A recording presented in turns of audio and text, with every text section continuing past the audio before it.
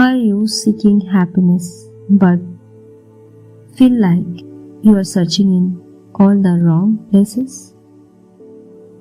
The timeless wisdom of Paramahansa Yogananda, one of the greatest spiritual teachers of modern times, offers profound insights for those on the path of self-realization.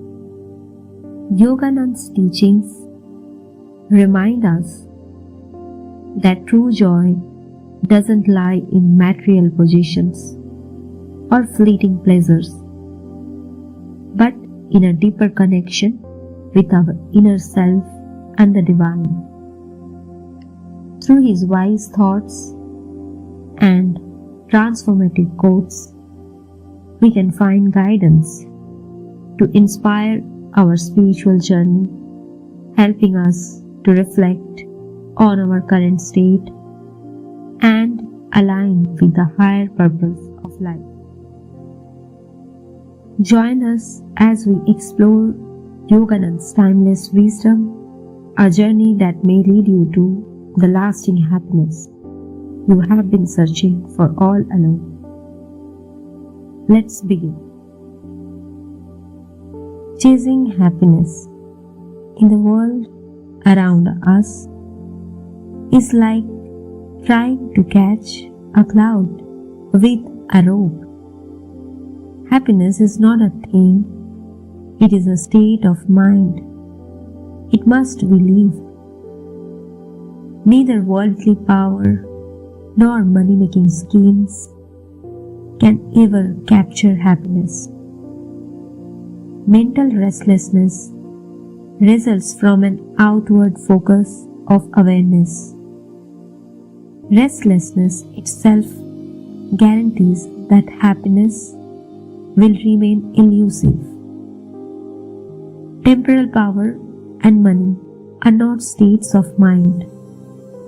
Once obtained, they only dilute a person's happiness. Certainly, they cannot enhance it. The more widely we scatter our energies, the less power we have left to direct toward any specific undertaking.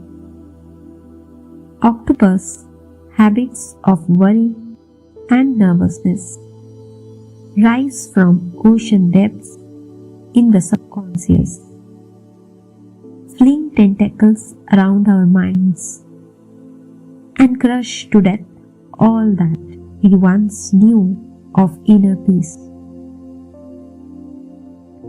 True happiness is never to be found outside the self. Those who seek it, there are as if chasing rainbows among the clouds. Like the short-lived roses, countless human beings appear daily in Earth's garden. In their youth, they open fresh, hopeful buds, welcoming life's promises and nodding with eager expectancy to every breeze of sense enjoyment. And then the petals begin to fade. Expectancy turns to disappointment. In the twilight of old age, they drop grey in disillusionment. Take a lesson from the rose. Its beauty fades when tied to the physical world. Such is the fate of those who live solely through the senses. Analyze with understanding, born of introspection, the true nature of sense pleasures. For even as you delight in them, don't you sense in your heart a chilling breath of doubt and uncertainty? You cling to them, yet know in your heart that someday they cannot but betray you. Closer scrutiny reveals that sense indulgence actually mocks its votaries when it offers is not freedom but soul bondage. The way of escape lies not as most people imagine, down most soft lanes of further indulgence, but up hard, rocky paths of self-control. People forget that the price of luxury is an ever-increasing expenditure of nerve and brain energy, and the consequent shortening of their natural lifespan. Materialists become so engrossed in the task of making money that they can't relax enough to enjoy their comforts even after they have acquired them. How unsatisfactory is modern life?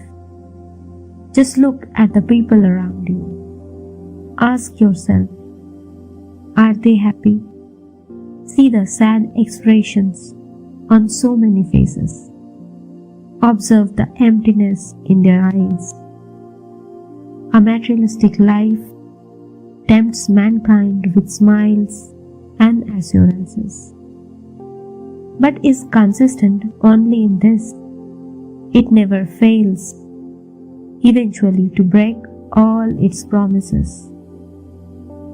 As a man allows himself to depend increasingly on circumstances outside himself for his physical, mental, spiritual nourishment, never looking within to his own source, he gradually depletes his reserve of energy. Possessions of material riches without inner peace is like dying of thirst while bathing in a lake. If material poverty is to be avoided, spiritual poverty is to be abhorred. It is a spiritual poverty, not material lack, that lies at the core of all human suffering. The material scientist uses the force of nature to make the environment of man better and more comfortable. The spiritual scientist uses mind power to enlighten the soul. Mind power shows man the way to inner happiness, which keeps him immunity to outer inconveniences. Of the two paths of discovery, which serves humanity more deeply, surely it is the spiritual scientist, the one who delves into the mysteries of soul, guiding us toward lasting peace and truth. Pure love, sacred joy, poetic imagination, kindness, wisdom, peace, and happiness are felt inside, first in the mind or the heart, and are then transmitted through the nervous system to the physical body. Understand and feel the superior joys of the inner life, and you will prefer them to the fleeting pleasure of the outer world. All physical pleasures arise on the surface of the body and are experienced by the mind through the nervous system. You love the outer pleasure of the senses because you happen to be captured by them first, and then you remain their prisoner. Even as some people get used to jail, so immortals like the outward pleasures which shut off the joys from within. For the most part, the senses promises us a little temporary happiness, but give us sorrow in the end.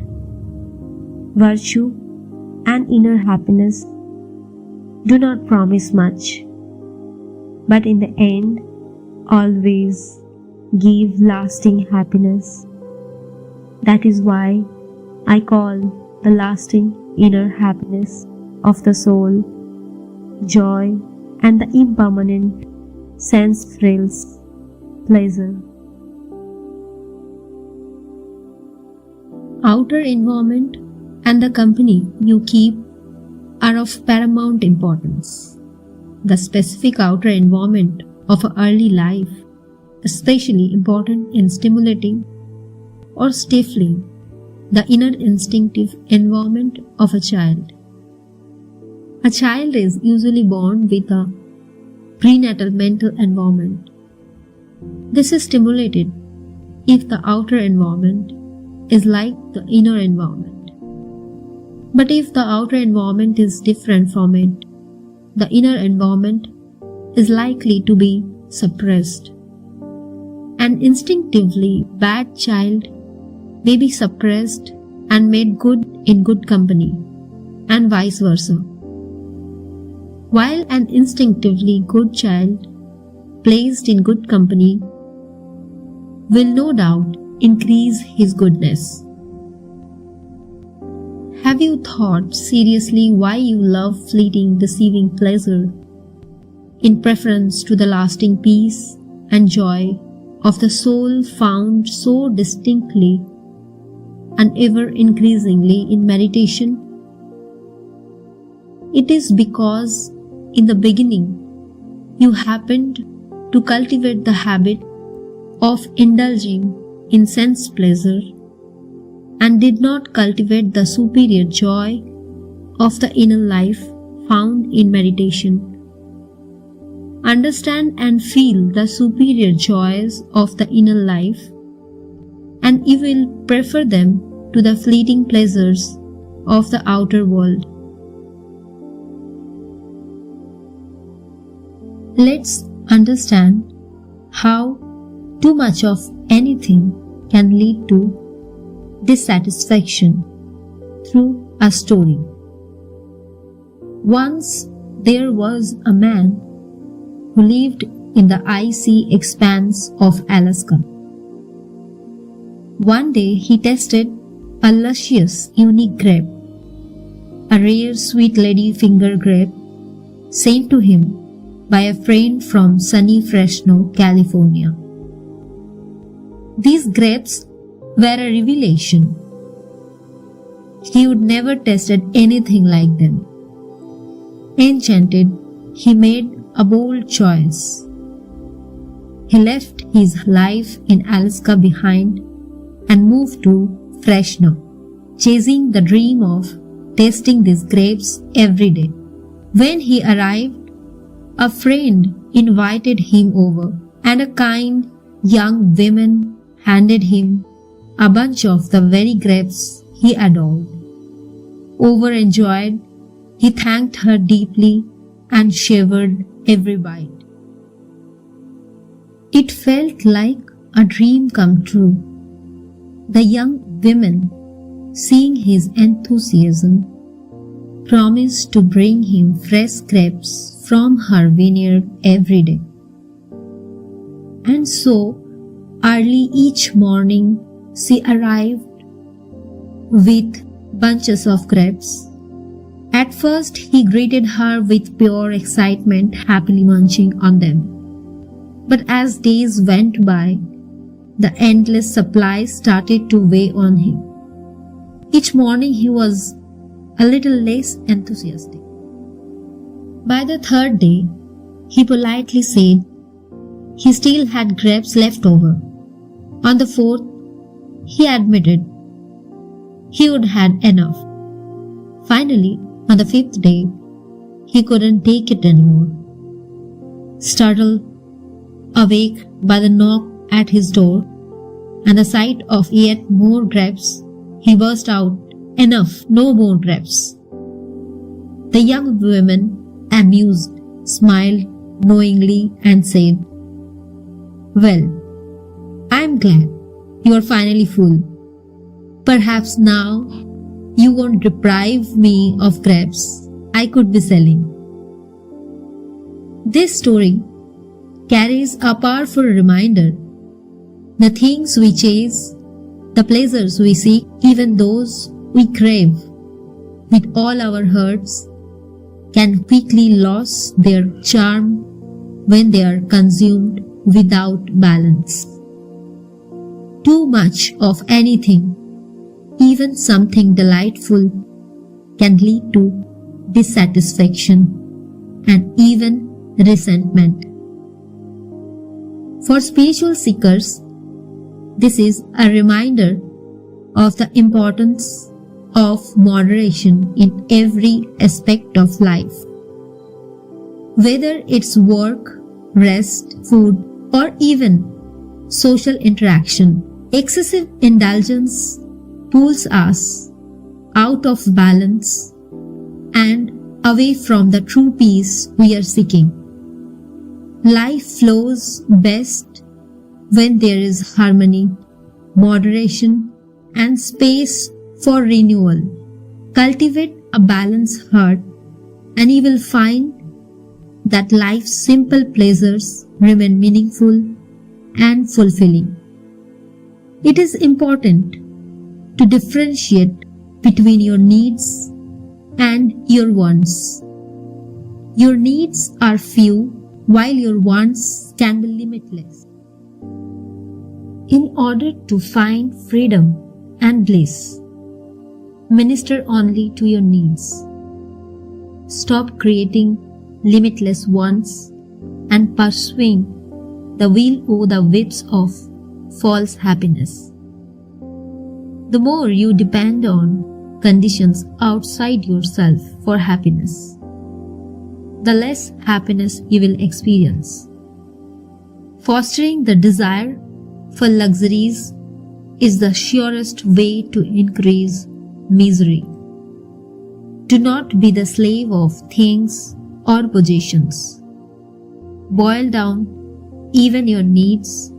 Spend your time in search of lasting happiness or bliss. The unchangeable, immortal soul is hidden behind the screen of your consciousness, on which are painted dark pictures of disease, failure, death, and so forth. Lift the veil of elusive change and be established in your immortal nature. Enthrone your fickle consciousness on the changelessness, calmness within you, which is the throne of God. Let your soul manifest bliss night and day.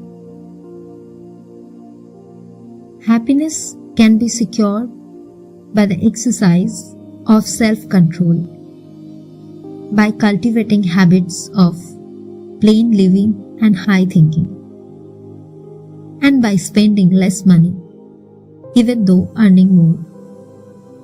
Make an effort to earn more so that you can be the means of helping others to help themselves. One of life's unwritten laws is that he who helps others to abundance and happiness will always be helped in return, and he will become more and more prosperous and happy. This is a law of happiness, which cannot be broken. Is it not better to live simply and frugally and grow rich in reality? The soul cannot find its lost happiness in material things, for the simple reason that the comfort they offer is counterfeit. Having lost contact with divine bliss within, man hopes to satisfy his need for it in the pseudo-pleasure of the senses. On deeper levels of his being, however, he remains aware of his former supernal state in God. True satisfaction eludes him, for what he seeks while rushing restlessly from one sense pleasure to another, in his lost happiness in the Lord. O blindness, how long will you go on, filled with excess, weariness, and discontent, before you finally turn inward to seek the true joy that only lies within? Consider what Jesus meant when he said, "Let the dead bury their dead." He was pointing out that many people are, in a sense, already dead. They go through life without true purpose, drive, spiritual passion, or real joy. They are alive in body, but their spirit is asleep. What is the use of living that way? Life should be constant inspiration. To live mechanically is to be dead inside, though your body be still breathing. The reason people's lives are so dull and uninteresting is that they depend on shallow channels of their happiness, instead of going to the limitless source of all joy within themselves. What is the use of spending all one's time on things that don't last? The drama of life has for its moral the fact that it is merely that a drama, an illusion. Fools imagining the play to be real and lasting, weep through the sad parts, grieve that the happy parts cannot endure, and sorrow that the play must at last come to an end. Suffering is the punishment for their spiritual blindness. The wise, however, seeing the drama for the utter delusion. It is seek eternal happiness in the self within.